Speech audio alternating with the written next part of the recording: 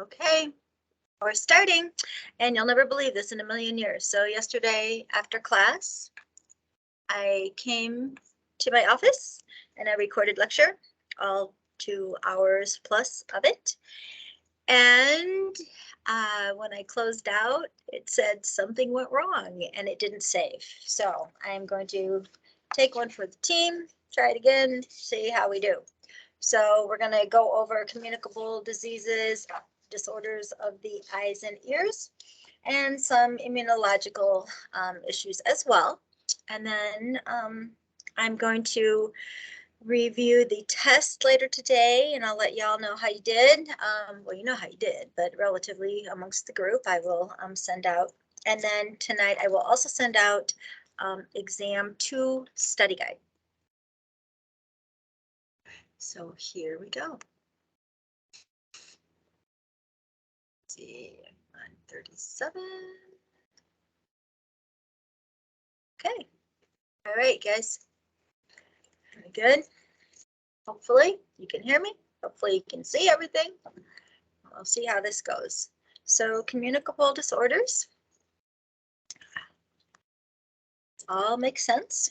So due to the immature responses of the immune system, which I think we talked about this a little bit with growth and development, infants and young children are more susceptible to infections. They don't have those defenses built up yet. Their immune systems are not as strong. And, children, especially the newborn, displays a decreased inflammatory response to invading organisms. And so they're therefore at an increased risk for infection. You probably want to review cellular and humoral immunity. The cellular immunity is functional at birth, but humoral immunity occurs when the body encounters an invading antigen, and then the body develops antibodies to go attack and kill it. So that's how we get our immune system gets stronger as we, go through life.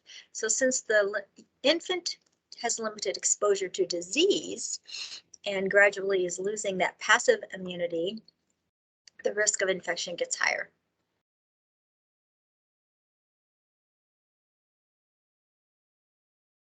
So we're going to cover a variety of type of infections. I'm not really going to talk about sexually transmitted infections that you have covered in the adult world, and we can see it in children and we can see it in adolescents in school age, but I want you to focus on what we'll probably see in the boards.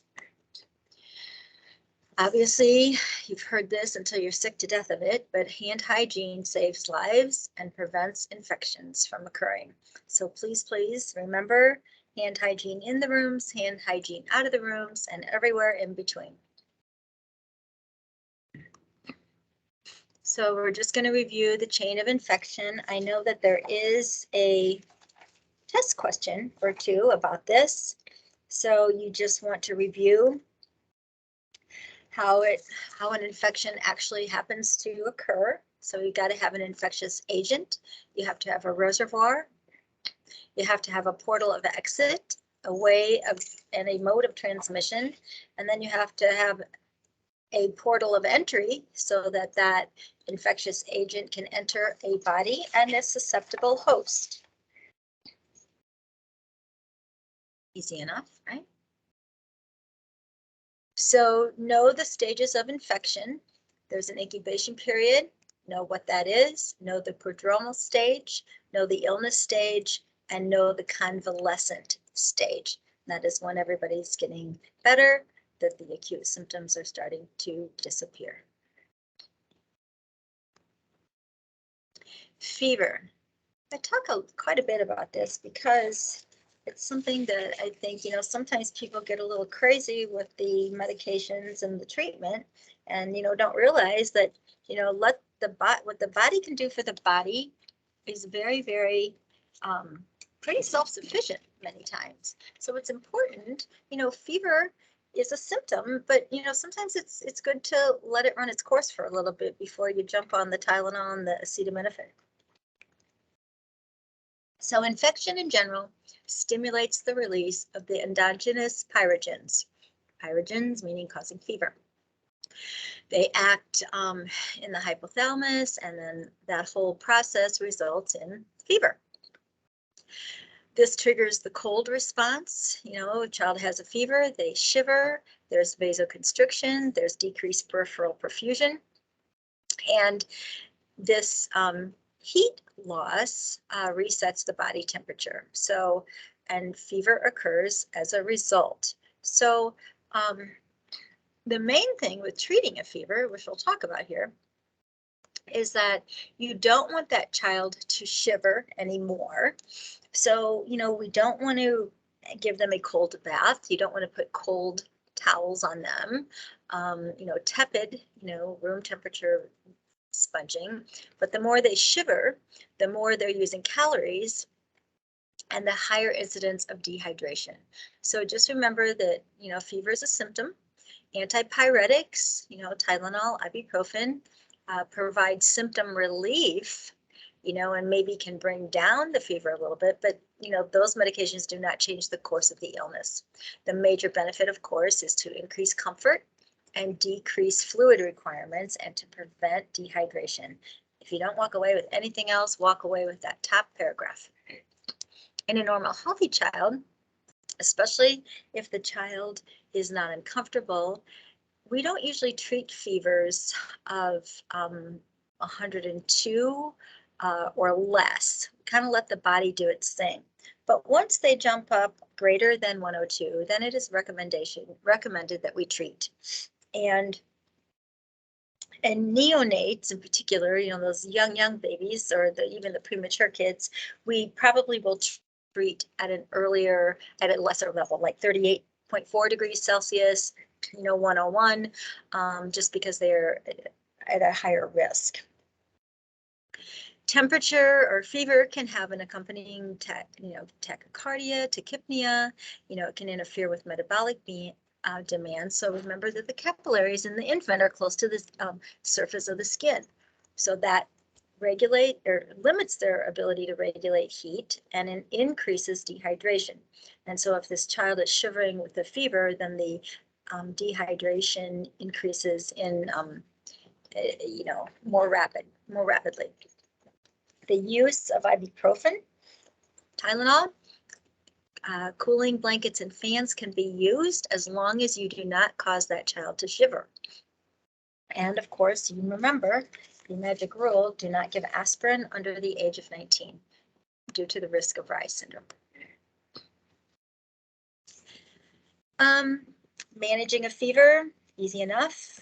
We want to assess and reassess every 4 to 6 hours. We want to assess, you know, 30 to 60 minutes after we have given an antipyretic, you know, because if that's not working, then we need to consider something else.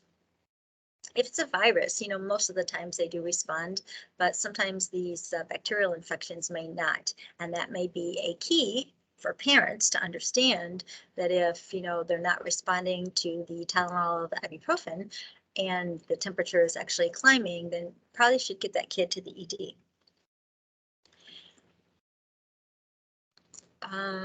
Assess fluid intake, you know, these little ones, just encourage as much fluid, especially those like Pedialyte with the electrolytes in them, because with those capillaries being closer to the skin, they're going to dehydrate.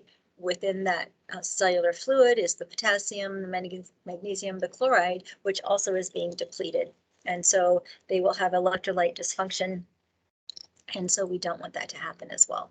So assess the fluid intake, encourage as much as you can oral, you know, fluids, but, you know, these children may actually need IV fluid replacement. Something that you can do, obviously, some easy steps is you can assess pain, you know, assess the pain response, the fever response to these meds that you're giving over the counter. Apply cool compresses, we already talked about. Sometimes it's even helpful to do the cool mist humidification. It makes the infant, it's easier to breathe, and just keep them in light clothing. Keep getting these warnings here. All right. What's important in your nursing assessment, however, is you want to monitor the skin, just like, you know, you do normally with an adult, a child, a baby. You want to encourage fluids. If the child has a situation where they are scratching and itching, we don't want wounds and lesions to develop, and so we want to keep their fingernails short. You can put topical ointments, antipyretics, you know, certain creams, some hydrocortisone cream, even Benadryl creams that will help the child not feel itchy and therefore not scratch. Depending, you know, what the situation is, of course. Standard precautions. I want you to know, what do we isolate? What do we put in airborne isolation? Shingles, chickenpox. That requires actually both types of isolation, contact and airborne, because those little vesicles, as they burst, that fluid becomes airborne. Also droplet, you know, and contact. I know you've seen millions of contact isolations with MRSA and C. diff. So just remember, or just review, what type of isolation is required for what type of illnesses. Let's see. Just looking at my notes here. This is something that I want you to review. It's in your book, but especially I want to talk about C-reactive protein. You know, some of this is in your pre-work, so I'm going to leave it to you to look at, but I want you to look at the C-reactive protein and just want you to remember one thing.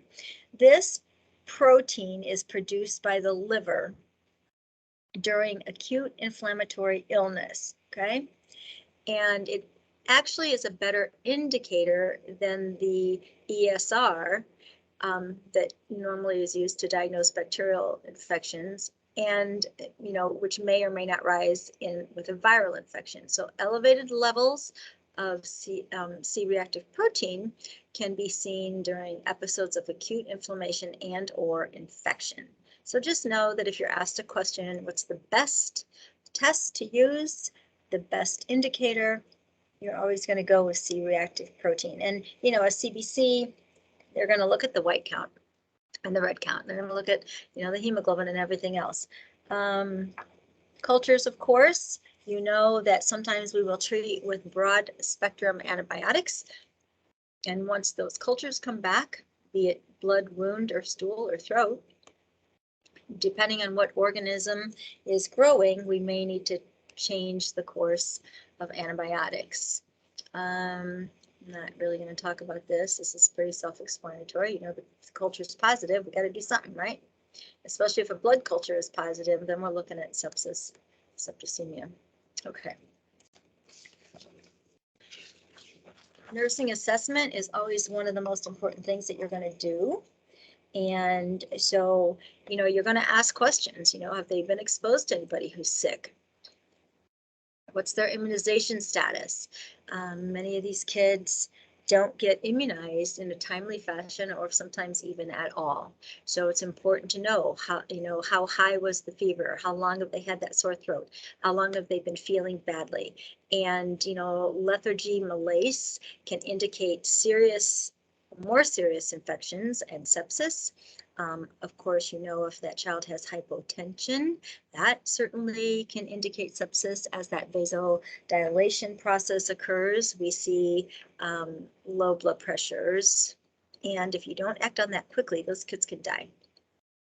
If the kid isn't feeling themselves, they're not feeding, they're not eating, they're vomiting, diarrhea, especially, obviously, enlarged lymph nodes, you know, any wounds or lesions can get infected too, very easily. These kids are susceptible to so many things. Again, you're going to look at the skin, you're going to look at lymph nodes, you're going to look at the mucous membranes. Are they dry? Are they pink? So that's just a given. I just threw it in there with the slides. Just be sure that you're familiar with the different types of bacterial infections. sepsis, meaning the #1 culprit. And sepsis in children is usually secondary to a viral or other existing bacterial infection. And then as a result, it can lead to septic shock. Those cytokines that are circulating or endotoxins and are responsible for producing the clinical signs of sepsis. So we've got impaired pulmonary and hepatic and renal function, severe vasodilation, which results in decreased blood pressure, which results in poor perfusion to the organs, which results in organ failure, especially in these little ones. And because they've got such immature immune systems, so you need to act on that quickly. The community-acquired methicillin-resistant staph, we see that in the adult world, we see that in the kids, and it can have very negative side effects as well, which can result in sepsis, necrotizing pneumonia, osteomyelitis, and secondary skin infections, and it is transmitted from person to person, and it can be direct contact, respiratory droplets, blood, and/or through shared personal items. The thing to remember about this particular organism is it's very resistant to heat and drying, and it can be found on hard surfaces months after contamination. That's important to know when you're educating the parents about disease transmission. Scarlet fever, we usually don't see this so much anymore, but it's out there. Diphtheria is also out there. And, because of our immunizations in our civilized world that we live in, we don't see these a lot, but you just need to know that they exist and that they can, be devastating, to children, but we see them more in, overpopulated, less established countries. And, especially unsanitary conditions, not so much in the United States. But if you go to Africa or some long off Polynesian island on a mission trip, you certainly could be exposed to things. So it's important to know, about them. I don't think I have any test questions about this though. On diphtheria, like I talked about, I wanted you to see this gross picture just to make it more real. And it's this thick membrane that forms on the tongue, and it's pretty ugly. Bacterial infections, pertussis. There was a rise of pertussis once again, and so we ended up having to revaccinate everybody with the with the Tdap, which is the tetanus, diphtheria, and pertussis. Prior people had the tetanus and diphtheria vaccine, but because of the rise that we were seeing in pertussis a few years back, it was highly recommended that everybody get another booster with Tdap. And children younger than 3 months are at greater risk and can have a more severe case, which can actually cause death. Okay. Tetanus. Tetanus can be really devastating. Everybody gets a tetanus shot, and again, for this reason, because it can be very deadly. And so it's a neurological disease, and these Clostridium tetani are the toxins that are found in soil and dust and feces from humans and animals, and they enter the body through a wound or a burn, or sometimes, through shared needles. But that is why that if you step on a nail, or your child steps on a nail or anything sharp out in the yard, they will always give a tetanus shot as preventive measure. Let's see, tetanus can be very deadly. And let's see what else. Oh, and the little ones, the little neonates, can have bacterial infections from an infected umbilical cord or an unsterile surgical field. Like say, you're out in the field and, some poor woman is having this baby in the back of a cab, on our way to the hospital, that's not the most clean work environment to work at.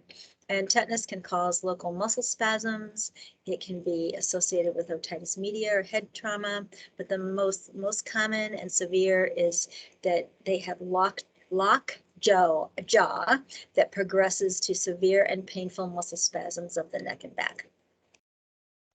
And again, immunizations have eliminated most all of these anymore.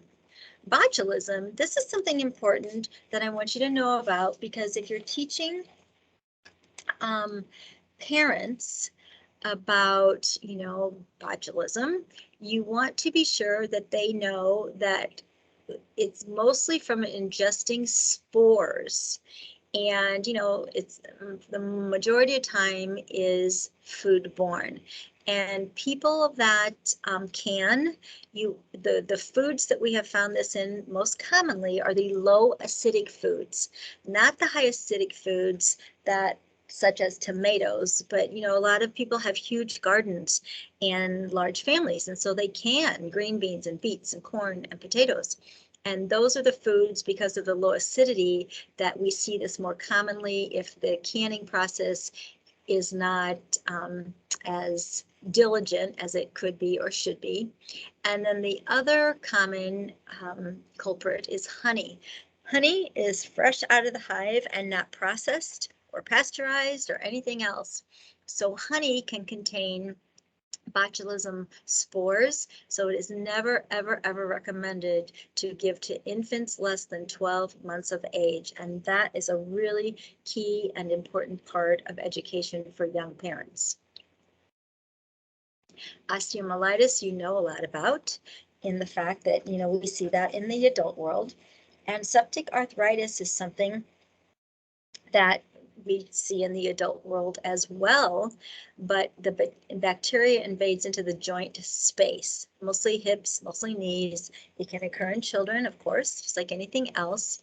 And the problem is that this infection causes avascular necrosis, meaning there's no blood supply to the femoral head if it is the hip, because of the pressure and inflammation and swelling on the blood vessels. And so that is a really very, very 911 emergent situation to prevent long-term disability and problems down the road. Viral infections, we get them all the time. Viruses, common cold, and again, children, just because of the resistance being low and their exposure is high, many times have a lot of upper respiratory infections, and viral infections require a living host, animals, plants, and humans. Viral infections includes colds, like I said, flu, bronchiolitis, and viral infections in children can be associated with just coughing, sneezing, runny nose, sore throats, and sometimes fever as well. But again, our old measles, mumps, and rubella, can be prevented with proper immunizations. Okay, this may be a new term for you, viral exanthems.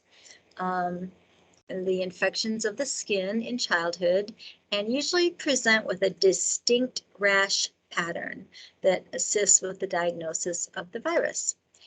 In your book, it's got some really good pictures. I think 37.4 is the picture or the table, and it shows this poor little kid with this huge parotid gland inflammation, and that's always associated with mumps, easy to diagnose. With mumps, that it's spread via contact with infected droplets. The problem is these kids are contagious from 1 to 7 days prior to the onset of symptoms, and even 4 to 9 days after the parotid swelling. So, they can be infectious before and don't even know that they're spreading the disease. Complications of mumps are severe in the fact that they can include meningitis, seizures, pancreatitis, and auditory neuritis. Now, the thing is, If you have a child with mumps, and think about if they also have a stiff neck, never just presume it's just mumps. You know, a stiff neck is a sign of meningitis, and sometimes these kids can have a combination of a lot of things going on at the same time. So ignore nothing that is presented to you as a nurse. Of the kids, the post-pubertal, like so the teenage kids that get the mumps, 50% of the boys that get this are also experience in the inflammation of the testicles. I have no idea why that is. It's just that is something, a secondary symptom that is presented on the teenagers that get mumps. And so again, we hardly ever see it just because of our good old MMRs that if we stick to that immunization schedule, it's been so helpful. Measles, mumps, rubella, varicella, again, I'm not going to really ask you a lot of those. You do have to know about your immunization schedule, however, and I think there are a couple of test questions about MMR, varicella, etc. on this next exam, because they still, you know, some of the topics that we're covering are applicable to ask those questions. And just know that varicella is highly, highly contagious and a communicable disease that results in the development of the fluids, like I referred to a couple slides back, and requires both airborne and contact isolation. And again, you know, these kids are contagious a couple days before the onset of the rash, and they don't even know, you know, that they're getting sick. And these kids can return to school once that the vesicles are dry and crusted over. Then they are no longer contagious. Oh, sorry, I didn't want you to miss this one. Roseola, or Fifth's disease, is also known as the human parvovirus.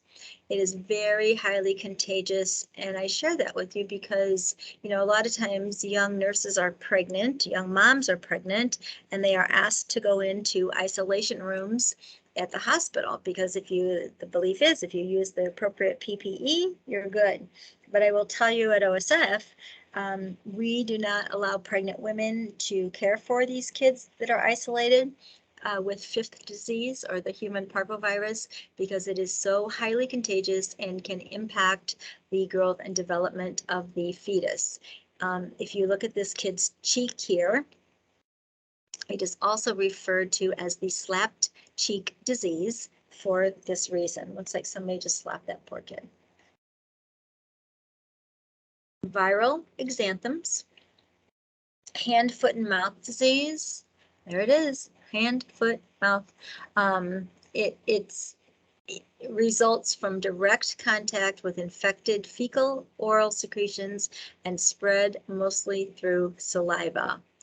And so it is contagious from the time of infection until the fever resolves. And these poor kids can have fevers, they can have lesions on the tongue, mucous membranes, ulcers on the hands and feet, and they're pretty miserable for a period of time. Zoonotic and vector-borne infections are directly transmitted from animals or vectors such as ticks, mosquitoes, or other insects, from the insects to humans. Zoonotic infections are responsible for about 75% of the infectious diseases that we are seeing, with 60% of all human pathogens originating from animals. Children are especially at risk for these diseases as they're really unaware of health risks around them and don't take, you know, protective, you know, actions. And so it would just are more prone, just so you know that. Here's some examples. Cat scratch fever. There is a bacteria that cats carry in their saliva. And kids that develop cat scratch fever usually have been in contact with a cat. You know, especially cats, they'll be playing, but they may bite you.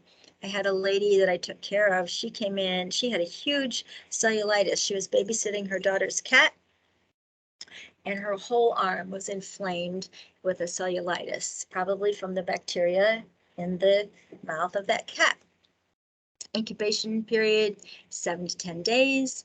You know, lymphedema can occur 1 to 4 weeks later, and the disease is usually self-limiting and will eventually resolve. But, you know, I wouldn't sit around at home waiting for it to resolve. I would go to the physician, and I would recommend that to the parents as well. Rabies, we don't see a lot of this anymore unless we are in, you know, communities and areas that they don't vaccinate, or, you know, or poor areas they can't afford to vaccinate. But usually it is, you know, we don't see this much anymore. You know, our dogs and our domestic animals are all vaccinated, but the animals such as raccoons, bats, skunks, foxes can carry rabies. And we see these cases in children under the age of 15. You know, kids are out playing in the country, in the farm.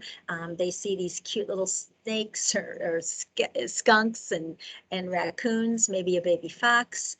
They go up to it, and if they get bitten, and that animal has rabies, these kids get very, very, very sick. If rabies actually does occur, the progress is very, very poor, and death usually occurs within just a few days. There's not a lot that we can do to fix that once that child is bitten. So bats, especially, you know, they're everywhere. Vector-borne Lyme disease. I'm going to talk about Lyme disease because we see that a lot in the United States. And it is directly related to the bite of an infected black-legged deer tick. And 95% of the cases occur in 14 states across the upper Midwest. And I'm going to show you a map here in a minute that you can see. And there's very distinct stages. There's early localized, early disseminated, and late disease. I want you to know those stages because I will ask you about the signs and symptoms that are associated with those particular stages. And there is a table on as 37.5 in your book that shows you the classic sign, which is an expanding circular rash. It is called erythema migrans, and it is a ring-like rash at the site of the tick bite. It's a really good picture. And so, you know, the bite occurs, and then there's this expanding circular rash. These kids can have flu-like symptoms, fever, chilled, enlarged lymph nodes, joint pain. Late stage can result in headaches, stiffness, rashes. They can have large joint pain. And so, you know, you want to know some of the signs and symptoms of this, and especially at the various stages. Okay. And like I said here too, they can have cranial nerve palsies, conjunctivitis, meningeal irritation. So there's a lot of things that this can be very, very serious. And thankfully, you know, we don't see a lot of it, but I will show you in a minute the states that we see more. Oh, you know what? I made a mistake. The states I'm going to show you are the Rocky Mountain spotted fever. I don't know what I did with that slide, but just know that here where we live in the Midwest, because we've got black-legged deer ticks, we will see that. Rocky Mountain spotted fever is very severe and frequently reported illness in the United States. It's the second most common vector-borne illness after Lyme disease. Lyme disease, number 1, Rocky Mountain spotted fever, number 2. And what causes that is the American dog tick and the Rocky Mountain wood tick, named after the disease. and there's no age discrimination, but mostly seen in children over 5. This can be really devastating because it can result in pulmonary edema, cerebral edema, multi-organ damage, and if not caught, diagnosed, and taken care of, the long-term neurological deficits are awful. Partial paralysis, hearing loss, loss of bowel and bladder function, movement disorders, and lots of hospital stays. So it's a pretty tough one. And like I said, the Rocky Mountain spotted fever is rare, but the number of cases per million, known as incidence, has been increasing over the last 10 years per the CDC. And so the number of cases in the United States is now around 6 cases per million. It doesn't sound like a lot, but if your kid is one of those 6, it's pretty devastating. They treat it with antibiotics, and then depending on the presenting symptoms and the severity of the symptoms, that requires specific treatment as well. The tetracycline is the treatment of choice, but you have to use caution with that because that tetracycline can stain children's teeth, especially if they're younger than the age of 8 or 9. But the risk outweighs the benefits, and sometimes they just have to go with it. And here's the picture of my little tick friend. There he is. Pretty nasty, huh? And you'll see the states where we see that most common, which are, to the east and more south. So don't move there. I want to review teaching guidelines to remove a tick in case you would be asked as a nurse to educate parents. There's the steps you want to know. What to do, what not to do. And then lastly here, we're going to talk about parasites and helminthic infections. So scabies and head lice, #1 parasites. And we see head lice a lot in these little kids that go to school, kids that maybe come from less than clean environments can have head lice, and the kids are playing closely together, or they share each other's brushes and combs, and it can be transmitted very easily. Scabies is awful. We had an outbreak of scabies, Norwegian scabies at OSF, that this one guy came, he was into the system, came to the ED. He was on 2 or 3 different units. He had gone to imaging and scans and a procedure actually. And I think we totaled, it was about 100 employees that ended up with scabies and had to be treated, and their families had to be treated to eliminate that condition. The other thing that's not on this slide is I want to talk about, hold on a minute, where did my notes go? I want to talk about salmonella. Where did I go with that? Notes here yesterday. I want you to know, let's make sure. I want to talk about salmonella because that can we have salmonella outbreaks all the time in the community, and it's from, undercooked chicken, meat, eggs, and things like that. But the important thing that you need to know as a nurse, and salmonella can result in fever, profuse diarrhea, really it can be, and then these kids can get dehydrated really quickly and need to be hospitalized. But the question to ask is, I don't know why you would think about it necessarily, but families that have reptiles, turtles, salamanders, and baby chicks as pets, all these people want to go get baby chicks for their kids at Easter. And then a lot of people have turtles. A lot of people have salamanders and snakes, reptiles. It is very common for those pets to carry salmonella, and then therefore very easily to to infect the kids and the families. Well, I'm looking at my notes here while I'm getting through here. Okay. All right. I'm not going to talk about sexually transmitted diseases. I want you to review the questions, because as some of you found out, I do use those occasionally. But I want to hop down to the last slide where we're talking about key teaching points. I think that you want to review that. And I want you to also just add to your notes that any assessment finding that could indicate neurological impairment, blurred vision, muscle weakness, headache, lethargy, confusion, anything of that nature upon your nursing assessment should be escalated immediately to the physician.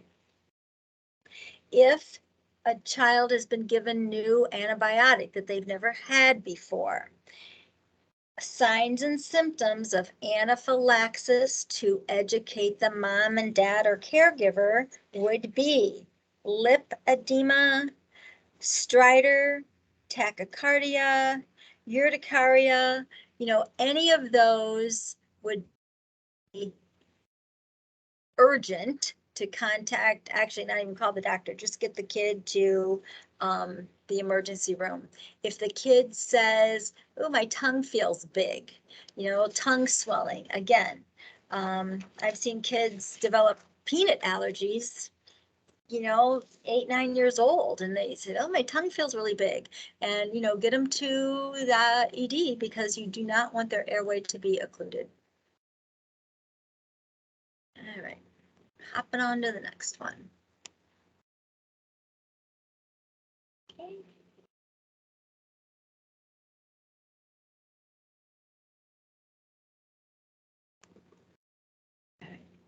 Still cannot believe I had to repeat this. Can't believe it didn't save. If it doesn't save today, I'm just gonna, I don't know what I'm gonna do. Screen. Okay, eyes and ears. You know this, I don't have to tell you. So it would behoove you to review the physiology and anatomy of the eyes and ears. You know about color discrimination is incomplete in the little ones. Vascularization is incomplete. But I think we talked about this in growth and development, that the hearing is intact at birth. And sometimes these kids, we'll talk about the otitis medias and stuff here in a sec. You want to look for abnormalities, right, in your nursing assessment. And you want to look at, symmetry. You want to look at eyelids. You want to look at the pupils, right? You want to see if you can do your eye exam and if there is accommodation. And there are certain things we'll talk about here down the road here about things to look for, but because it's the same in the adult world, if you would see nystagmus, which is that bilateral horizontal, shaking of those eyes, that is definitely representative of a neurological issue going on. So review that. It's a good eye assessment. Again, we're not going to do,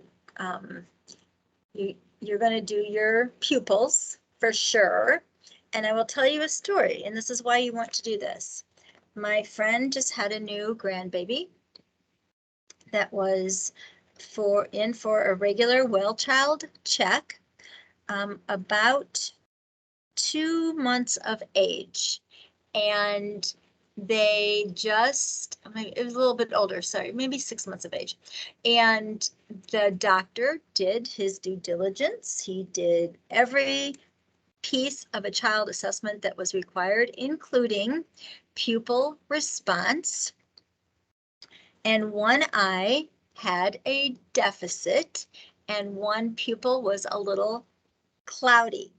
Now, this is not going to mean a lot to you right now, but further diagnostics, further studies were done, and the child has a retinoblastoma, a malignancy of the eye. Now, so you cannot presume just because these babies are young and cute and wonderful that they are healthy. And if you are really, really good at assessments, you will be the one many times to save a life. So just little words of wisdom along the way for you. And we'll learn about retinoblastoma when we talk about oncology issues. Okay. Oh, let's go back to visual acuity tests. We do the Snelling test, but for kids, if you have a child, you know this. They have eye charts with like colors and designs and, trucks and cars and smiley faces and all those things. And that's how we are able to do these, visual acuity tests with these charts for kids. It's just different. Conjunctivitis. A couple things that you want to know about conjunctivitis. In that it is really a miserable, really miserable. And it can be bacterial or it can be viral. The most common bacterial cause is strep aureus or Haemophilus influenza. And then the other thing that can happen with this conjunctivitis, it can also be caused during birth. The child is coming down the birth canal and the mother has a chlamydia or gonorrhea infection, and the child can develop secondary bacterial eye infections from the exposure to the chlamydia or the gonorrhea. It's extremely contagious. Really, these kids, this is sometimes at an epidemic proportion in daycare and preschool settings, and many times conjunctivitis is associated with a secondary upper respiratory infection and or an ear infection like otitis media. And usually conjunctivitis is treated with antibiotic drops, ointments, because it is bacterial in nature. And there's a good picture. Oh, it's not 144. I'm sorry. That's a typo for me. But if you look in your book, you'll see some really good pictures to make this make more sense for you. I'm so visual. If I can see it, then I'll remember it. But if I just talk about it, forget it. It's not happening. Not happening. So we will see redness, edema, the eye will be tearing, there will be discharge, many times pain, and if it's an allergic conjunctivitis, there'll be a lot of itching present. So bacterial, viral, and allergic conjunctivitis all may be eventually self-limiting, but we commonly will treat the bacterial conjunctivitis because it lessens the length of the illness, and by doing so, it also treats the infection and prevents the spread of bacteria and decreases potential complications. So that is why we really especially treat the bacterial with antibiotics. The one thing that you want to know is that if it is bacterial, it is usually unilateral, one side, one eye is affected, not both. There is usually thick, purulent drainage. The children may wake up in the morning with their eye matted or crusted shut, and is most commonly caused by Haemophilus influenza or strep pneumonia, a bacteria. Pneumonia, sorry. Many kids, like I stated earlier, will also have an ear infection along with this. Now, viral conjunctivitis, the difference, it's more watery discharge, and it may be associated with, burning and things like that, and itching. And it's the adenovirus may be the causative factor. And these kids might also have pharyngitis, they might have a fever.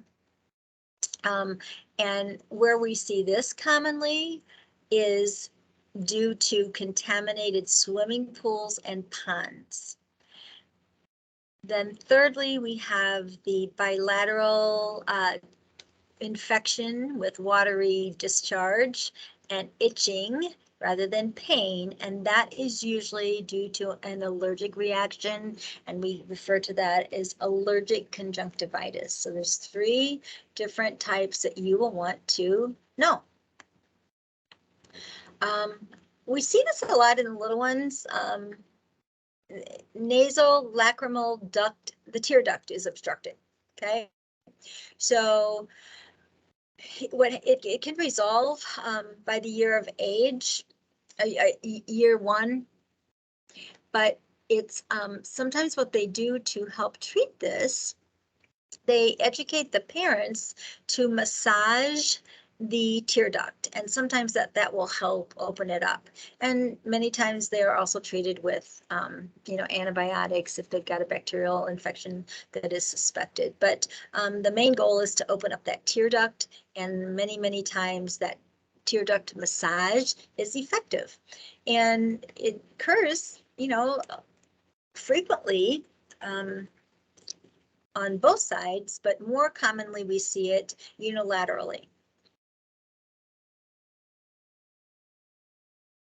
Eyelid disorders. I want you to just, this is kind of a review. I don't go into a huge detail about this, but you've seen ptosis in the adult world where they've got a droopy eyelid. And that is also common in children. The thing, there's other issues, there's a sty, and then there's this, one of the exogrands gets, inflamed. You've got your blepharitis, and that's a scaly discharge. So there's a multitude of things that you will see. I don't expect you to put really too many of these to memory, just like there's a multitude of eyelid disorders in the adult, and many of these are the same. The one thing, though, I want to talk about is periorbital cellulitis, because that's a bacterial infection, and it's a bacterial infection of the eyelids and the tissue surrounding the eye. So what you need to know about that, because kids are running around and they're climbing, and they very easily can get an abrasion, a laceration, an insect bite that can get infected, okay? Sometimes we will see associated with a current sinus infection, this develops because you don't think everything is so closely connected. Staph and strep are the most common culprits. And treatment is always going to be IV antibiotics, right? Cellulitis. Cellulitis is a bacterial infection. No matter where it is, it's got to be treated with antibiotics. And then they usually transition these kids over to oral antibiotics to finish the course. Now, eye injuries. I remember somebody said on the first week of class something about the eyeballs are the same size as an adult, and I did not look that up. Somebody did, though. I think Stella did, and found a different data. But the thing to remember, and I think I talked about it with the newborn, that eye injuries are common, and here is why. The eyeball of a child is relatively larger in relation to the space, the orbital space, and that is why they have eye injuries, because it's more susceptible, right? Because it's out there more, and compared to adults. So treatment varies with the injury, of course, and you as a nurse, if you are doing this assessment, you are the one that's going to decide, is it urgent, emergent, or is it something that can be handled at home with the parents? Because you don't want to overlook something, and I'll give you a couple examples here coming up. So, and I know there's a test question about these in particular. I might give you a definition and say, or matching. What is an eyelid injury? Just a simple little, no big deal laceration, and the vision is intact. Kids get black eyes all the time. not because they get in a fight, but I had a black eye. My Great Dane jumped up on the bed and right directly on my face, on my eye orbit, and I ended up with a huge black eye. So you can have bruising, you can have swelling, and it can be pain depending on the cause, but usually no visual impairment and vision and the response of the pupil is intact. Scleral hemorrhaging. This can be from blunt force trauma, and you can see blood in the sclera, but there's no visual impairment. I would say that that would be a reason to refer to the ophthalmologist, and because I'm going to talk about something else called hyphema, Hyphema. Hyphema is blood that is visible in the anterior chamber of the eye. The problem with active bleeding, just like with that scleral hemorrhage, if the bleeding is present and active, it can cause increased eye pressure, and it can then potentially cause permanent visual impairment and vision loss. So you always want to refer those particular cases to an ophthalmologist immediately, like go to the ED. They need to be seen by the eye service, ophthalmology. Corneal abrasions, no big deal really, but it's painful and vision might be blurry, and those usually resolve. Okay, they might have photophobia, you know, sensitive to light. Foreign objects into the eye, of course. You know, like you've had this where an eyelash or something gets in your eye and it feels scratchy and your eye is watering and it just, you know, something's there. But, you know, if it truly is a foreign body into the eye itself, you want to get those kids to the emergency room too. So the most emergent, obviously, are chemical injuries, orbital fractures. Why? Because think of the orbit of your eye. My granddaughter had this happen, and she got hit full speed with a softball coming her way. And the concern, of course, is depending on the fragments of the fracture, they can get into the skull, I mean, because that is a skull, into the brain. And so it's always recommended to immediately go get a CAT scan to see if there's any danger of invasion of those bone fragments into the brain. If the eyeball is ruptured, that's pretty urgent. If you can visibly see a foreign body embedded into the globe of the eye, that is urgent. And any deep penetrating injuries as well. Visual disorders in general. I'm going to talk about refractive disorders. And this is why, you know, Healthy People 2030, we're trying to make sure these kids get hearing screenings, vision screenings, just so that they have all the tools that they need to when they go to school. You know, if they're not hearing what's going on, hearing deficits can also cause speech delays. You know, sometimes if these kids can't see the chalkboard or the whiteboard, you know, they fall behind in their lessons, and then they can't do their homework as well. So it's really important to do these screenings. Refractive disorders are the most common disorders that we see in children, okay? Children naturally have farsightedness because the depth of the eye globe is not fully developed until about 5. So their vision may be blurry, a little bit blurry at close range, but you know, by the time these kids are in school, it's usually resolved. And so there's something called myopia, and that is when the light that enters focuses in front of the retina. It results in nearsightedness, which allows for clear sight at close range, but they'll have difficulty seeing the blackboard or objects at a distance, like I just described. And so corrective lenses are the solution.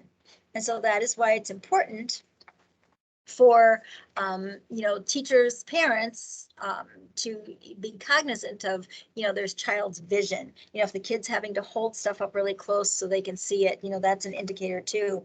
And factors that increase risk of visual impairment are family history of eye disease, prematurity, and again, family genetic predisposition. And because some illnesses also come along with visual impairments as part of the package, unfortunately. Types of refractive disorders are as follows. Please review and know these, because I know there's a test question or two about refractive eye disorders in children.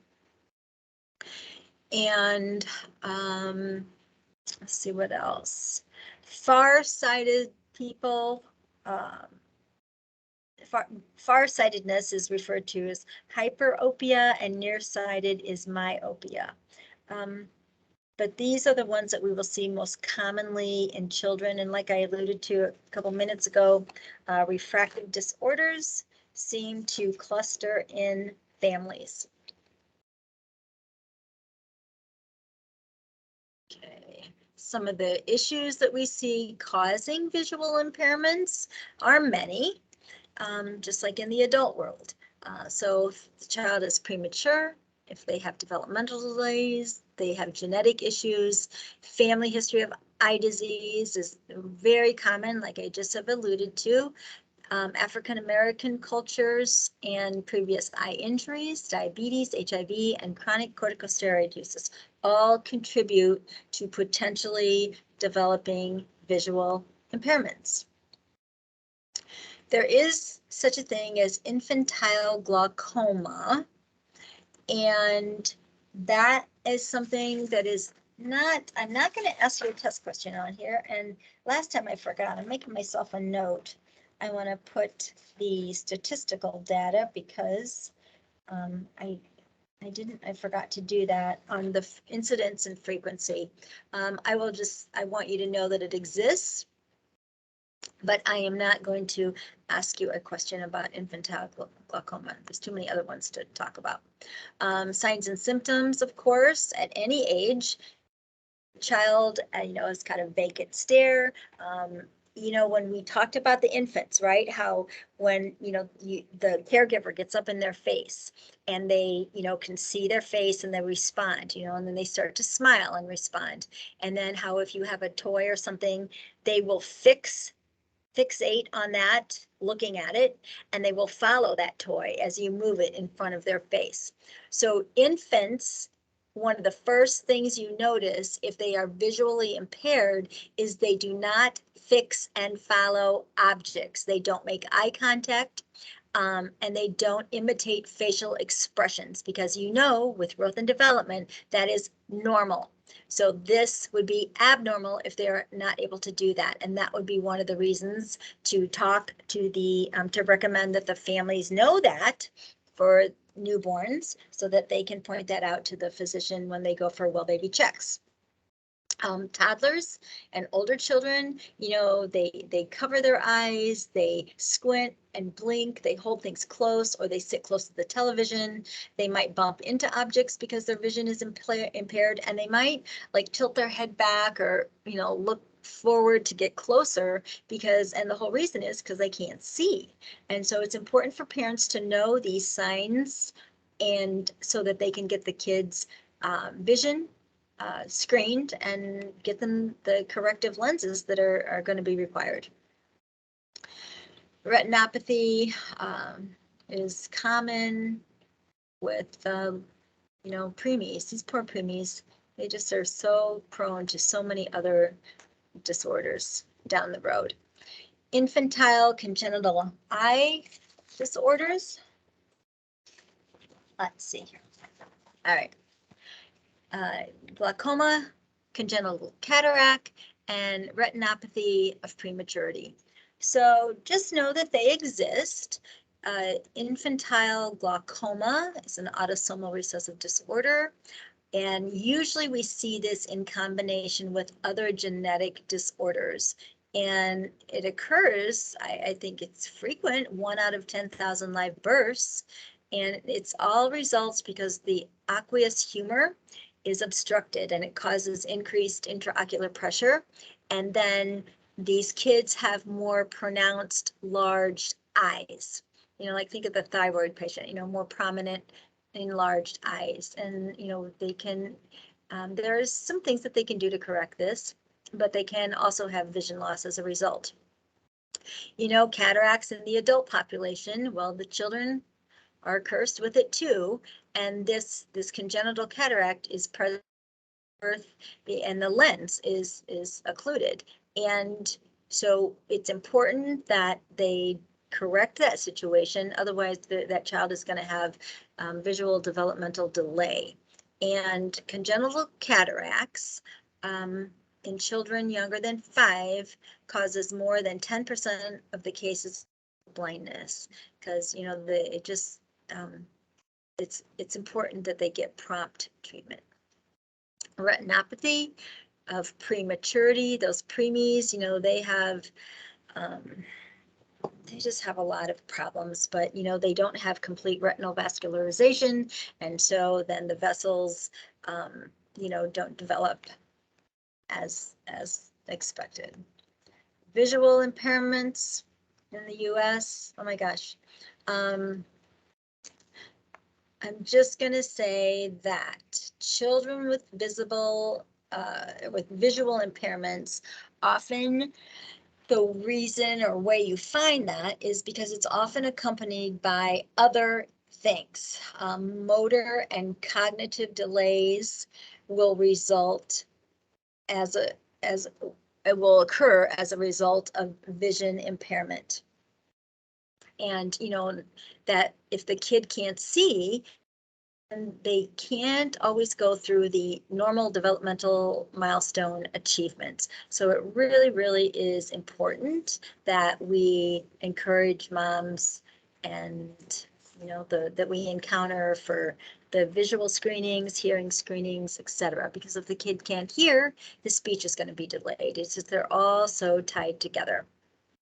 So visual impairments, of course, you know, are a result of a lot of things: prematurity, developmental delay, genetic issues, history of eye disease. I already talked about African-American HIV, diabetes, etc.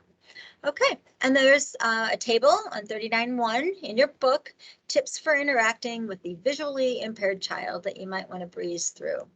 Your pre-work talks about examination. You know, we need an otoscope. And not going to go into that. We're going to jump into hearing. Levels of hearing loss. Again, hearing loss as people get older can occur, and many times it is associated with exposure to loud noises. And you will see people with high risk jobs, such as working at the airport, you know, pulling those planes into the right spot, working in industrial, like the steel mill, etc., that are exposed to loud noises. OSHA actually mandates that the companies do annual hearing exams, because if it appears as though somebody is, you know, progressively losing more and more of their hearing annually, then they are required to keep them safe and put them in another position. So I just got some numbers here. You know, what's mild, moderate, severe loss? You might want to review that. And then we're going to see this poor kid with otitis. And any of you parents out there, you've ever had a kid or been around one with otitis media, they're pretty miserable. You will see, you know, you may not know right away, but you notice that the baby's pulling on their ears. That's number one first sign.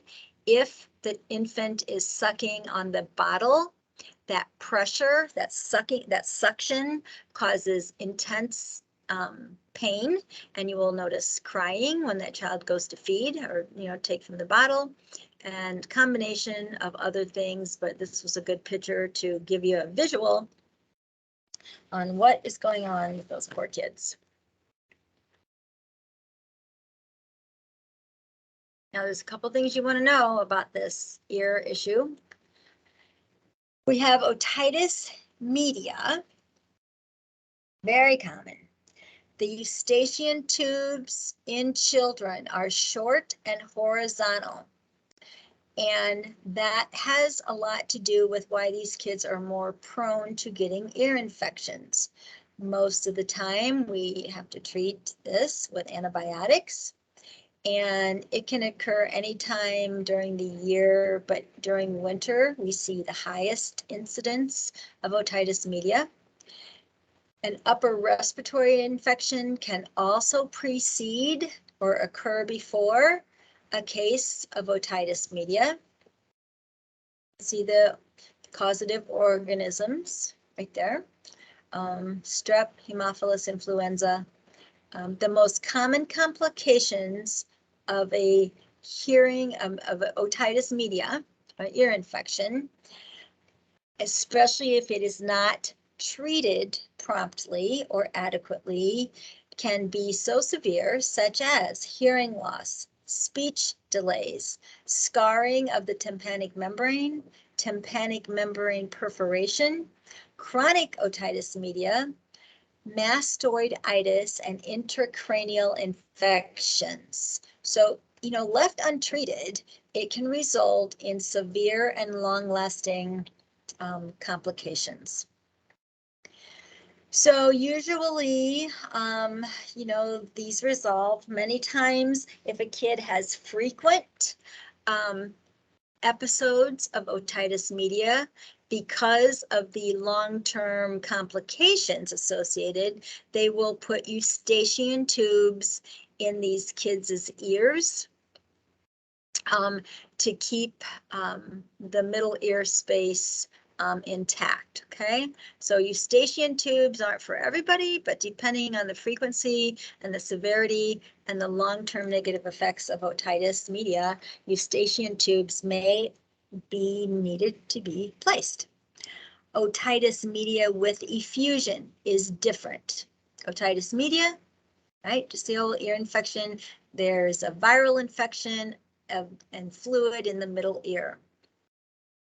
Otitis media with effusion is the presence of fluid within the middle ear without signs or symptoms of infection.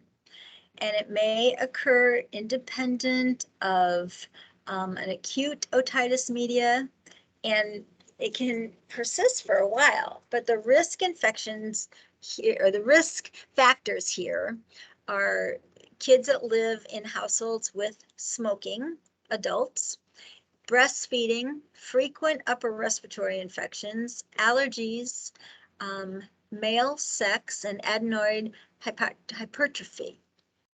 So just know that otitis media with effusion is just a little bit different than plain old, normal, boring otitis media.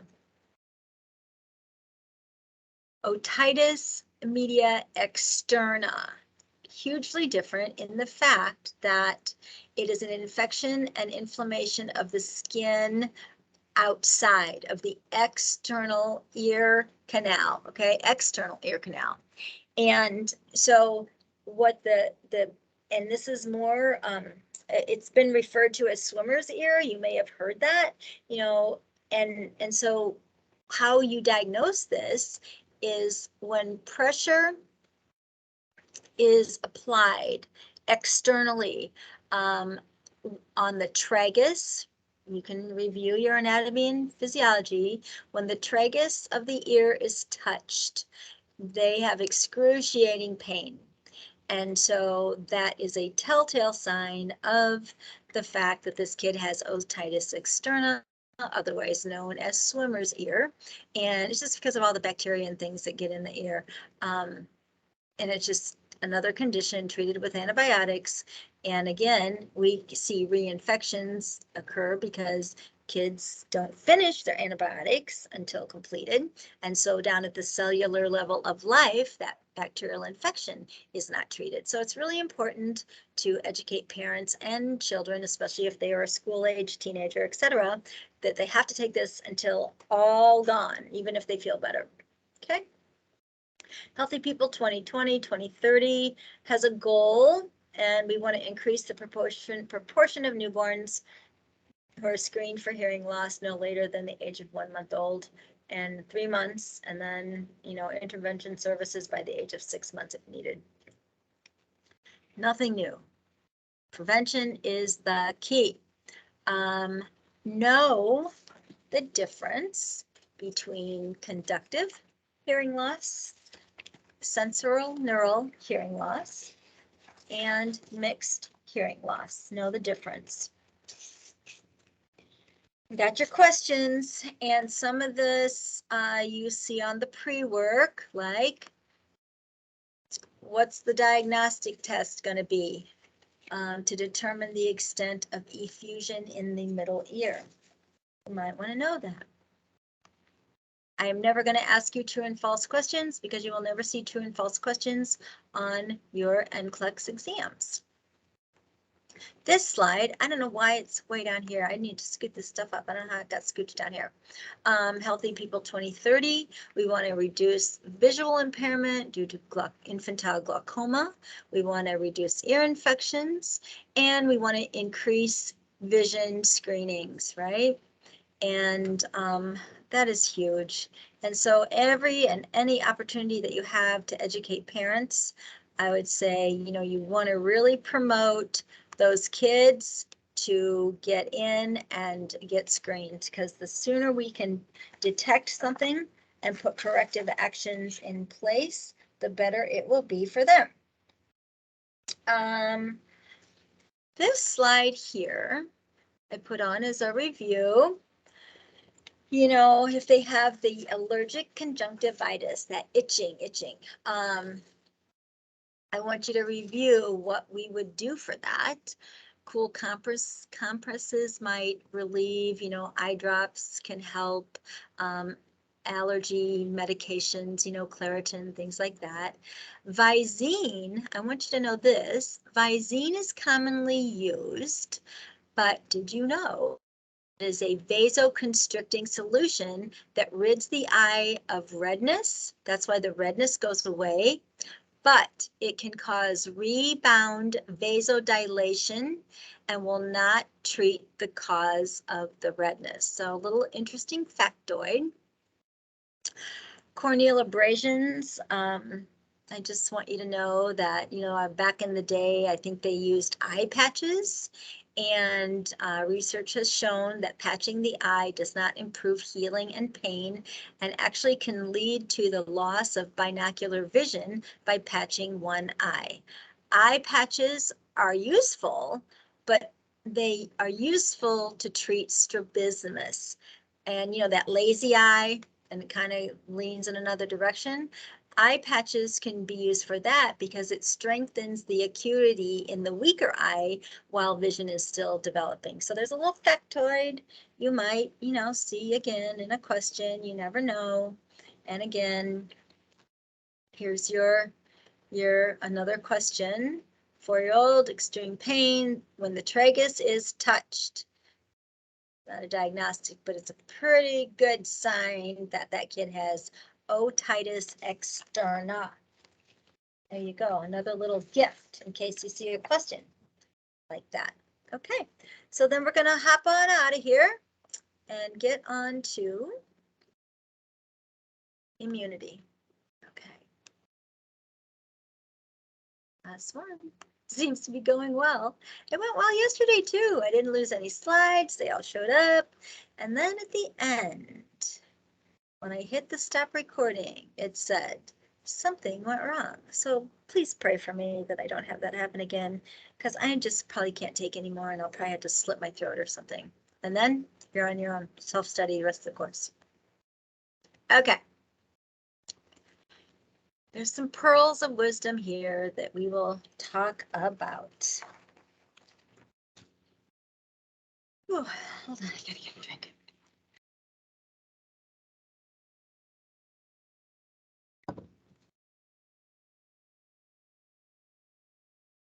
I am not gonna talk about this. We've been through anatomy and physiology. If you don't know about the lymph system and phagocytosis and cellular immunity by now, then you better review it. I'm jumping straight to primary immunodeficiencies.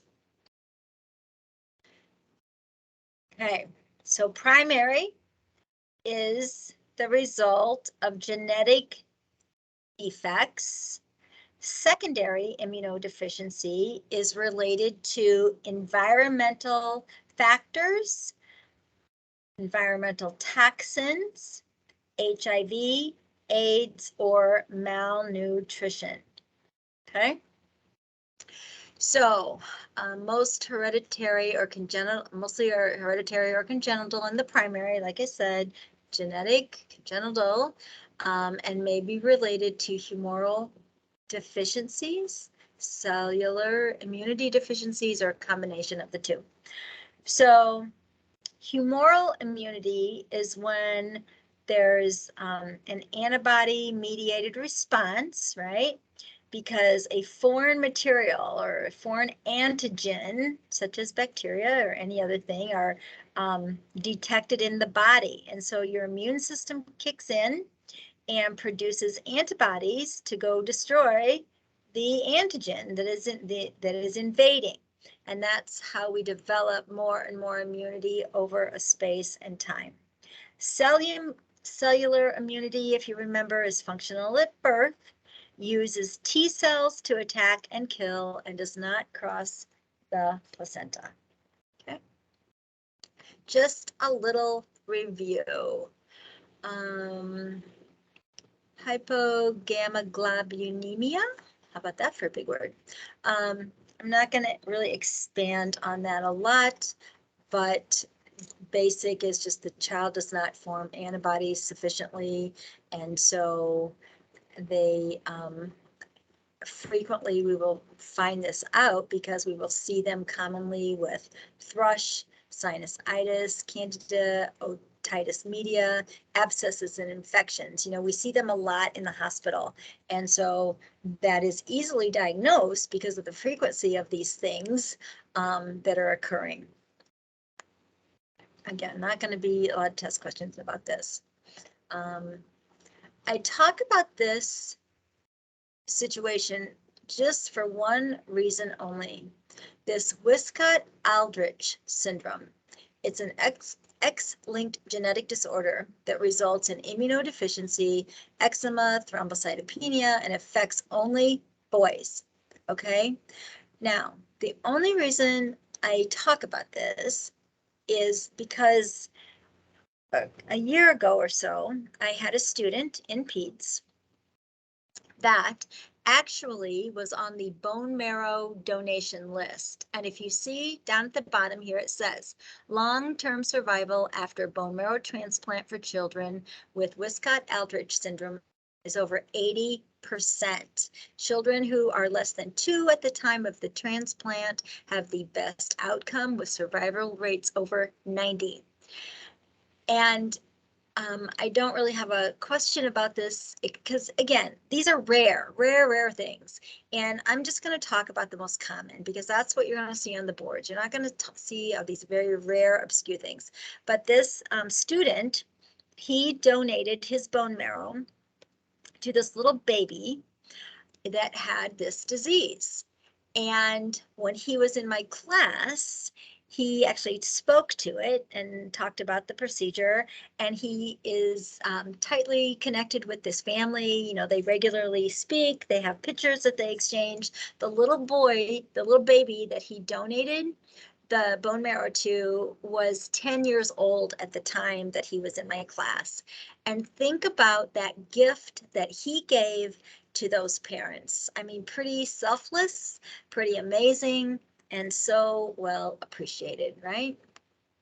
So when we start, you know, questioning what's going on with these kids, these are some of the signs and symptoms that are present with the disease. But again, I talk about it because I was so moved by that student, but I'm not going to ask you any questions about this. Again, this one, severe combined immune deficiency, very rare. And these children don't even make it usually to the age of 2. And so, they can be treated if if they are diagnosed and treated early, but many of them don't. But they need to have, I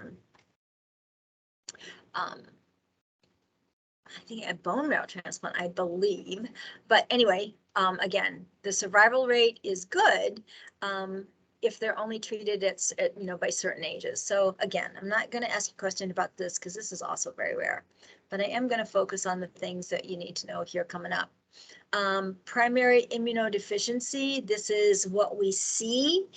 These kids are coming into the hospital. And they are, they're sick and failure to thrive. They've got recurrent infections.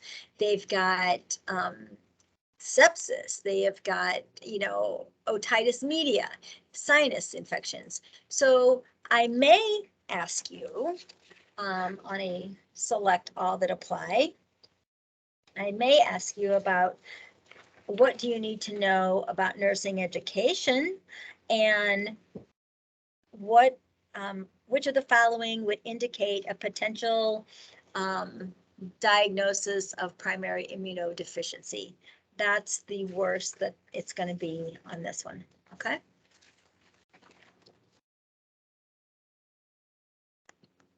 Secondary immunodeficiency.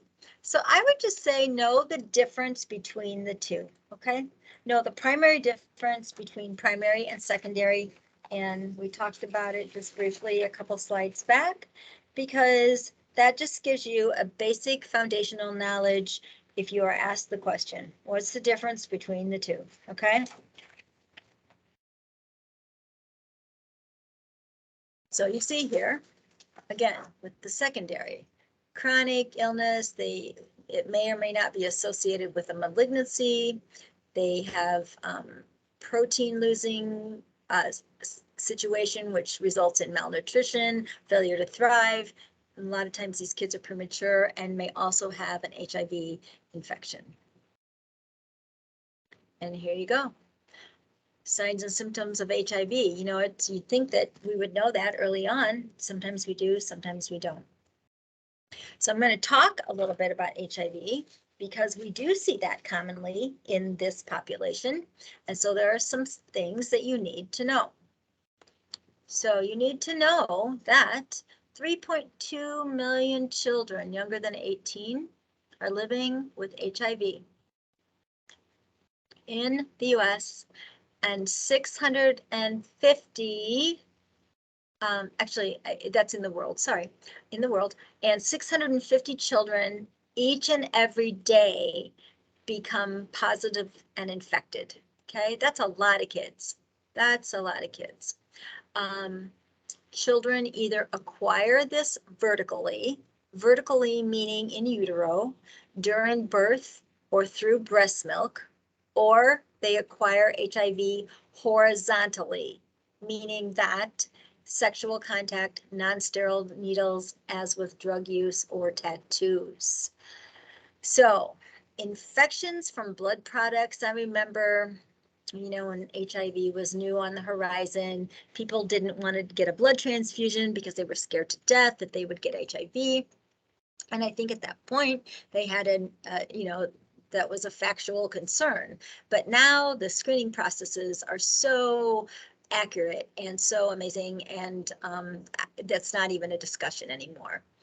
So CDC data in the US is that new diagnosis less than 13 is 164 per 100,000.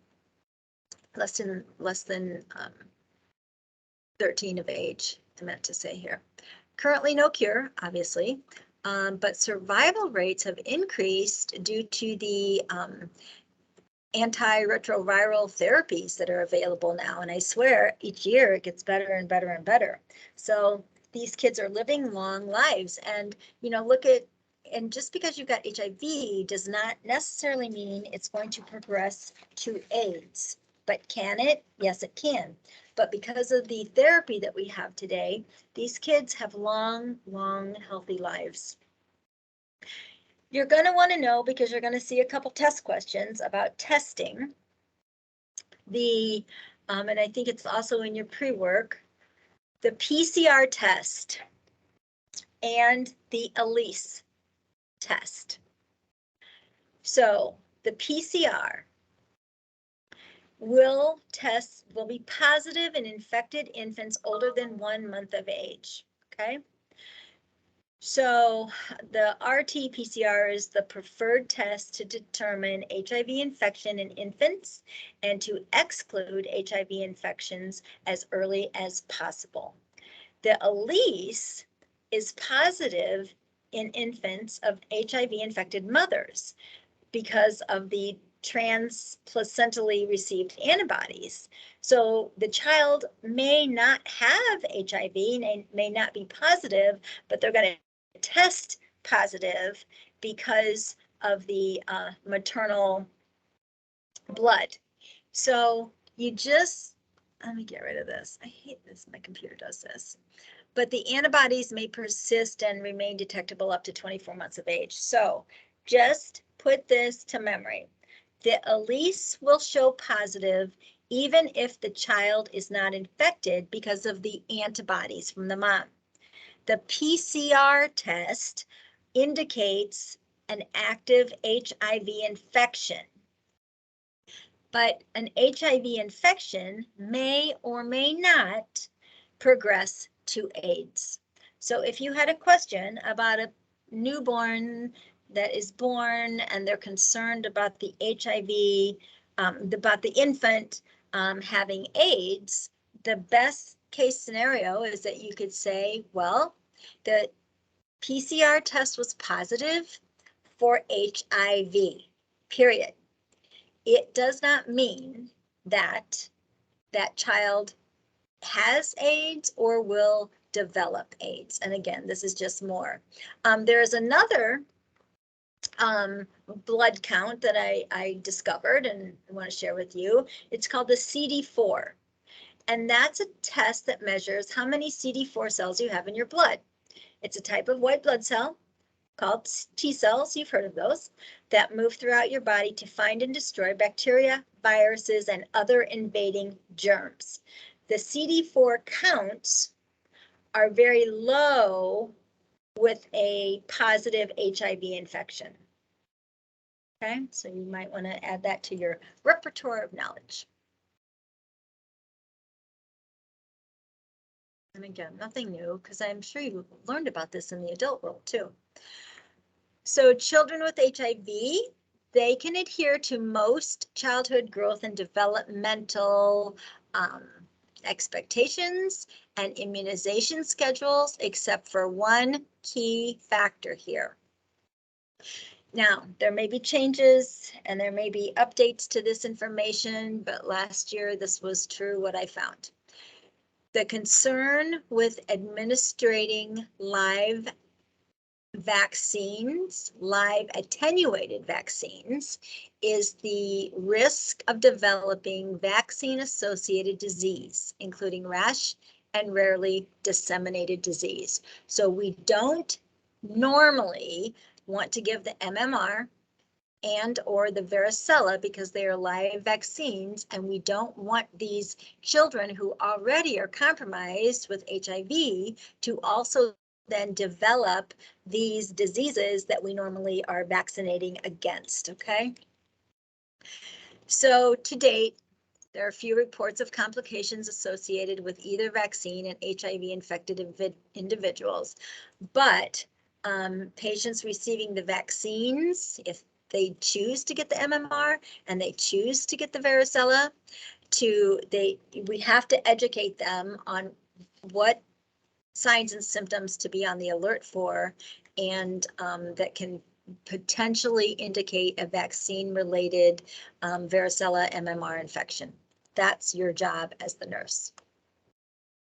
Goal, of course, you want to know this stuff. We want to avoid infections. We want to promote good nutrition. We want to get these kids involved in life. You know, we don't want them to be a stigma and, you know, be singled out and not participate in functions at school. You know, they need that socialization, right? And so, they may have to attend support groups. The parents may have to attend support groups. So just know that this is the nursing goal for these kids. In case you're asked, you might be asked a question. Stressors, of course, are many. Financial, the diagnosis of an incurable disease. But look at that Magic Johnson guy. I mean, he was diagnosed with HIV, 30, 40, I don't know how long ago. And he's going strong, man. So really, that is something to reflect back on.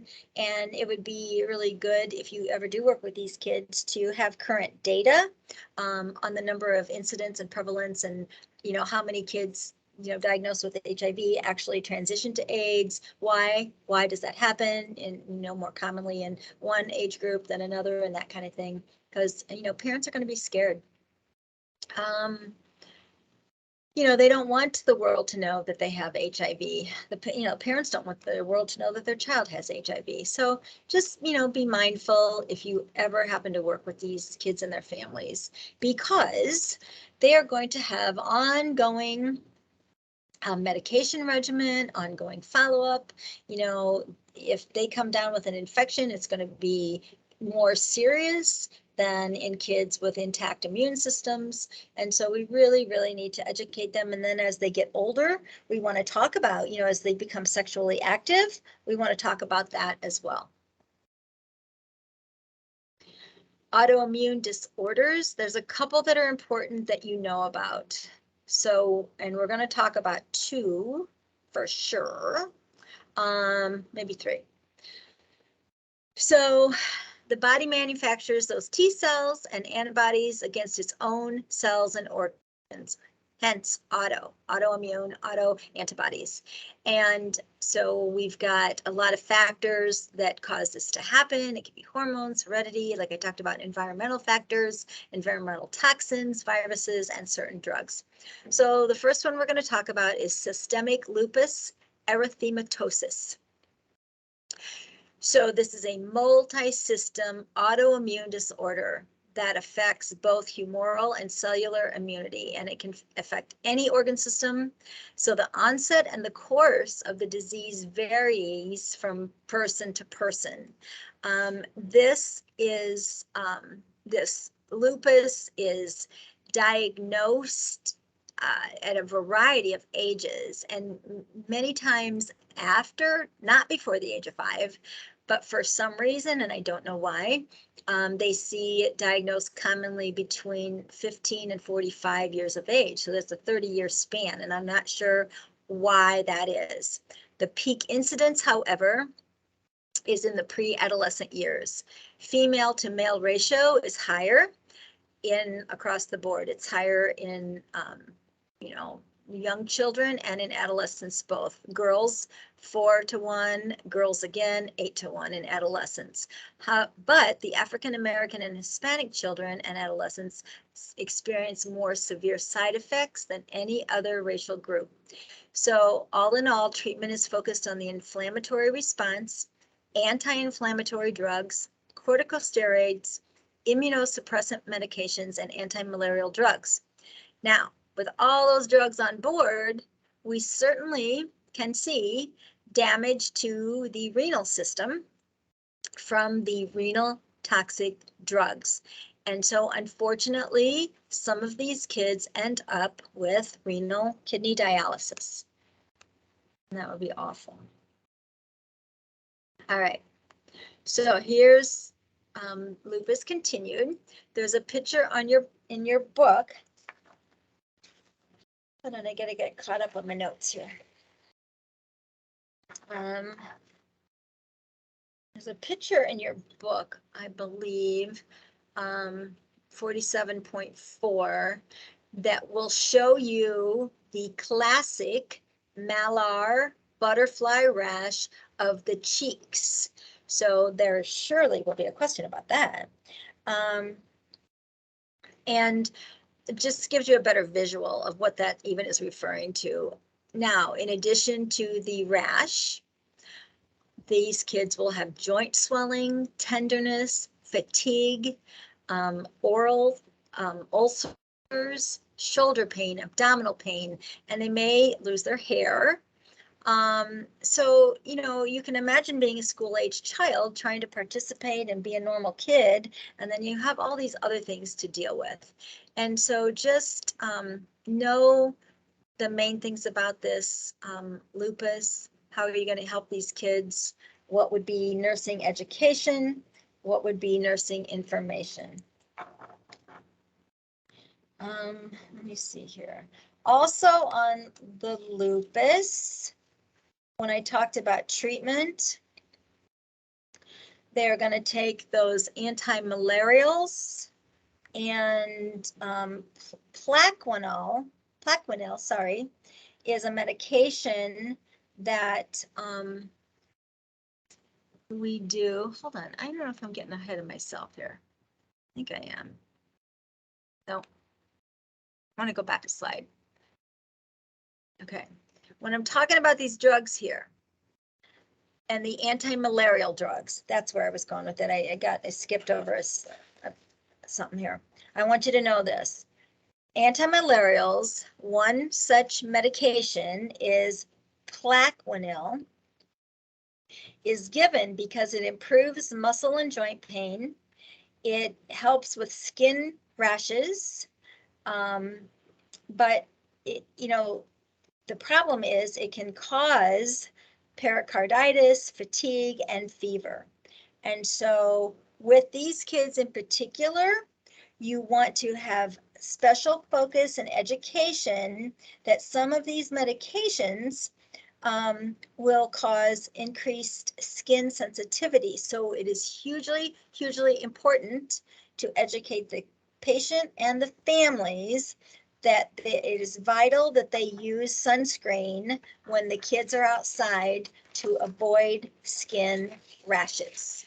Okay, just get your money's worth out of me here. Okay, so there's that. So we're going to jump from lupus to JIA, juvenile idiopathic arthritis. All right, and that's a tough one too. So another autoimmune disorder, antibodies target the joints and they inflammatory changes. They have awful pain and redness and warmth and stiffness and swelling in the joints. And actually this is considered a chronic disease, but beautifully, if this happens and it happens to be your child, some children experience resolution as they approach adolescence or adulthood. And I don't know if it's due to the hormones. I really don't know what the reason is. That'd be something interesting to look up and find out. But others have a more severe case of the disease that continues way through adulthood. Management is focused on inflammation and pain control, promoting remission, maintenance of mobility, that is huge. So the NSAIDs, the steroids, the anti-inflammatories, anti-rheumatic drugs, such as methotrexate, and etanercept, sorry, I'm like tongue-tied, and the anti-rheumatic drugs may be needed to prevent disease progression. Now, there are different categories of juvenile idiopathic arthritis, and I will get to that in a minute because I want you to know that. But also know that drugs such as methotrexate are given as to kids with cancer many times too. And so it's a very harsh chemotherapy and can cause liver and bone marrow problems. So as a result, these kids receiving methotrexate as part of the treatment for juvenile idiopathic arthritis will require regular blood work to monitor the effect of this chemotherapy drug because it can be toxic, right? The liver and bone marrow are going to have to be monitored because if the bone marrow isn't producing enough and the kid is less immunity, it's going to be bad. If the liver is becoming toxic and we're impairing liver function that can't metabolize these drugs, then that's also a consideration. So just know that these kids will require frequent lab work, blood work to monitor the status of the medications that they are receiving. I'm going to get to the categories in a second. Okay, I want to talk about this because you're going to be asked some questions about how are you going to apply this information. And you say, I don't know, how am I going to apply this information? So if you have a scenario where the child doesn't want to get up in the morning, well, they don't want to get up in the morning because they're in a lot of pain. And the mom thinks that the kid doesn't want to get up in the morning because they don't want to go to school. You know, kids want to be with other kids. They want to participate in life, but if they're miserable, they can't. So think about ways that a parent could make sure that their child was more comfortable in the morning so that they would want to go to school or able to go to school and be comfortable. Think about NSAIDs. Think about medications could be given like 30 minutes before the kid actually gets out of bed in the morning. Warm baths, you know, maybe that would help. And, you know, increase mobility, you know, exercise, maybe a bike or something, you know, just maybe a stationary bike. They don't even have to go outside, and they can do that in the winter. Swimming. You know, swimming is very good for the joints and the muscles, but it's very no impact. So think about the things that you could educate a mother to do to promote participation in school and getting up in the morning and making it easier to go to school. All right, this is what I want you to know.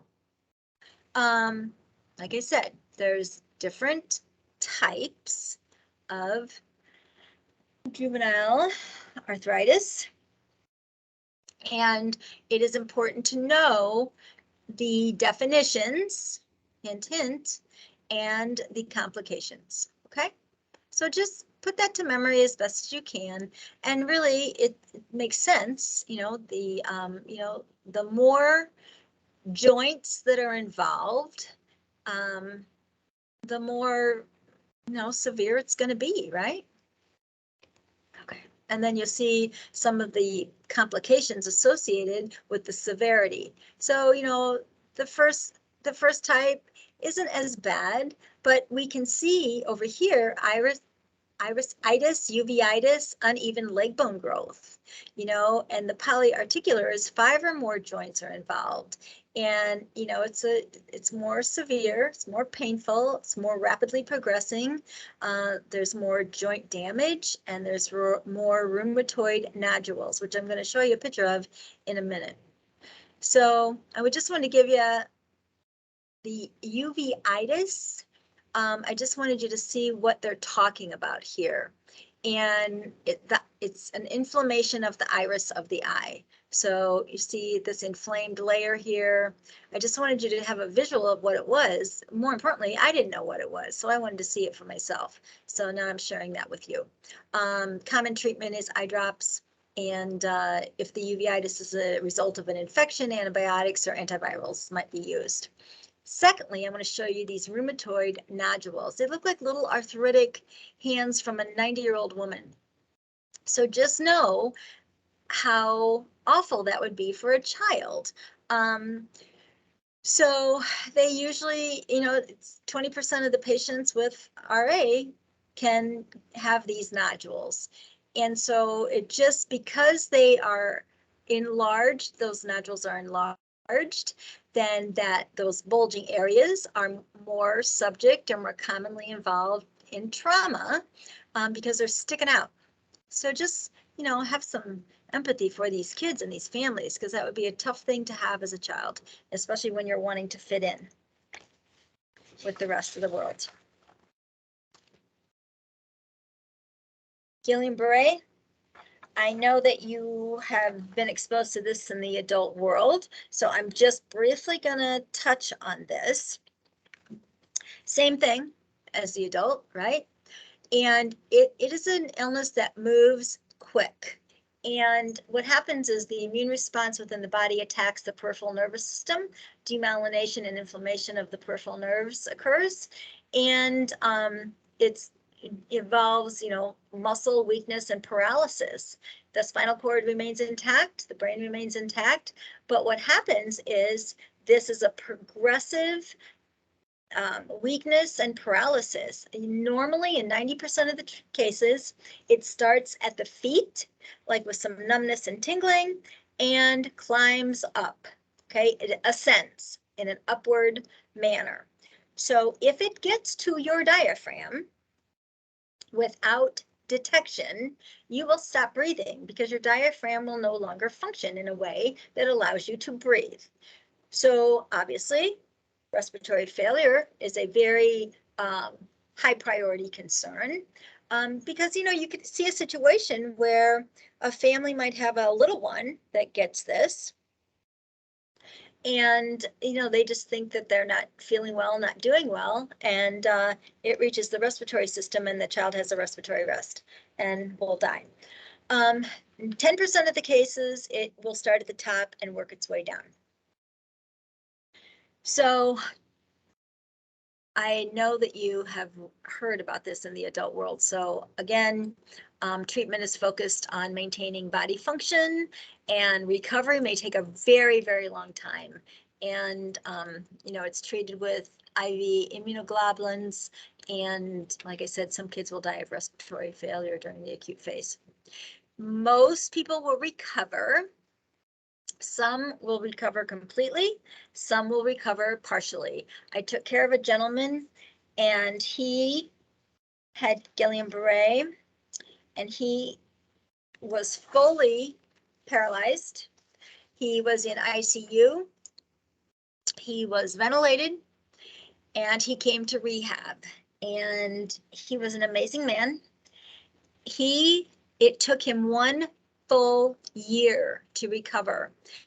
When he came to rehab, we had to use a Hoyer lift. He could not feed himself. He could not move his arms. But by that time, he was obviously off of the ventilator. And he was there 100 days, and I will never forget him because he was just one of my favorites, and his family was amazing. And when he left, because he was a Marine, I said, now come on, because he, you know, feel sorry for himself periodically. And I'd give him the old Marine talk. I said, listen, you're a tough Marine. You can't give up, you know? And so he promised me that when he was better, he would come back in full uniform, you know, without any assistive device. So we discharged him, like I said, after 100 days, and then he got extensive outpatient, you know, therapy. At 6 months, he came back to see me, and he was, when we discharged him, he was wheelchair bound. 6 months later, he was using a cane, but walking independently and slow. At 1 year later, he was in his Marine blue, walking independently, and I tell you, you know, it was amazing. And you know, and I was a part of that. And I think that that's what I love about nursing. You know, you get to meet people at their best, you get to meet people at their worst, and sometimes you can help them, you know, and it just, cool guy. So I get stories for everything because I have met so many amazing people in my life. But if you look at the data here, you know, these are the signs and symptoms that you will see. And sometimes people kind of ignore it because they think, oh, my foot, you know, especially if they've got diabetes, you know, my foot kind of feels like it's fallen asleep. But again, it can be devastating disease, and it progresses. Sometimes it just will progress up to like the lower legs. But for some reason, some people, it progresses the whole entire way until it affects the respiratory system. Myasthenia gravis, again, very rare genetic disease. Autoimmune disorder as well, and this can be a lifelong illness with no cure. So treatment is focused on symptom relief. And know that these kids, extreme temperature, stress, and infection may actually cause a crisis, which is a medical emergency. That's the thing I want you to know about this one. Symptoms include respiratory distress, dysphagia, dysarthria, ptosis, right, the eyelids, diplopia, double vision, tachycardia, anxiety, and rapidly increasing weakness. And the treatment is corticosteroids, immunosuppressives, anticholineridase medications that block the breakdown of acetylcholine, because this disease attacks the acetylcholine receptors, right? So it all is tied together. So there's another one we'll talk about a little bit, but I'm not going to ask you a question about dermatomyositis, right? It's inflammation of the muscles associated tissue and of the muscles or associated tissue, and occurs most often in girls. Food allergies. I want you to know some things about food allergies. I talked about what an anaphylactic reaction looked like, I think a slide or two back, whatever we talked about. But know what foods you're going to educate parents about for latex allergies, like, you know, kiwi and bananas, and know about peanut allergies, know about iodine shellfish allergies, because some people don't get it, and then their child has an anaphylactic reaction. In these cases, EpiPens are important to have. Common food allergens you see here in childhood, but if you have a known shellfish allergy, there's certain dyes that they cannot inject, like, you know, CAT scan dyes that you can't be injected with. I had a lab person come up, and my patient had a shellfish allergy, and it was on her chart in the front page in Epic, and she goes in to draw a blood culture. She uses betadine on the skin. I didn't know this until about 20-30 minutes later. My patient calls me in, and she said, Jackie, look at my hand. It was all swollen and red, and I called that lab girl just because I happened to know her, and I said, did you use betadine to cleanse the skin? And she said, yes. And I said, well, next time I want you to look at your charts and look at your allergies, because she has an allergy to shellfish. So she was having a reaction. So I real quick, like, called the doctor, told him I needed some Benadryl, and all was well. So it didn't progress to a respiratory situation, thankfully. But just know, and my sister, she was 40 years old and discovered she was allergic to nuts out of the blue, you know, so you just never know when it's going to happen. Same with, you know, latex. You need to educate these families. Questions I'm not going to go over because I have many, and I even have added some because I felt they were important. Hint, hint, okay? So there you go. Hopefully this is going to record, otherwise I've spent another, I don't know, 2.5 hours doing something that I really don't have time to do again. All right, everybody. Thanks for a great day yesterday. I'm glad some of you had some fun and learned a lot, and I will talk to you soon. I will send out the study guide later today. All right, so now we're going to try this stop recording, and then I'm just going to sit tight and do nothing. See what happens.